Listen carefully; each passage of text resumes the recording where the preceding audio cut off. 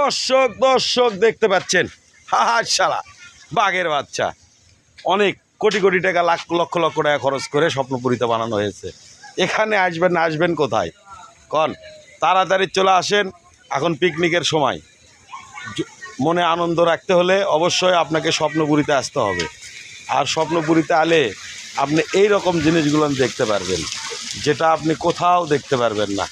স্বপ্নপুরী অনেক অনেক অদ্ভুত যেগুলি জিনিস আপনি কখনো দেখেননি সেগুলি দেখতে পারবেন।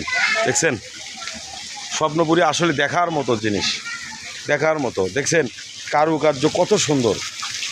তাহলে আমি জুয়েল পিকে চলে যাচ্ছি আরেকটি ভিডিওতে। ভালো থাকবেন।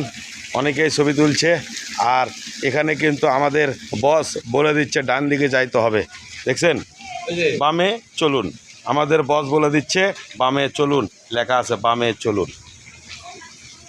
তাহলে ভালো থাকবেন, আবার দেখা হবে। ঠিক আছে।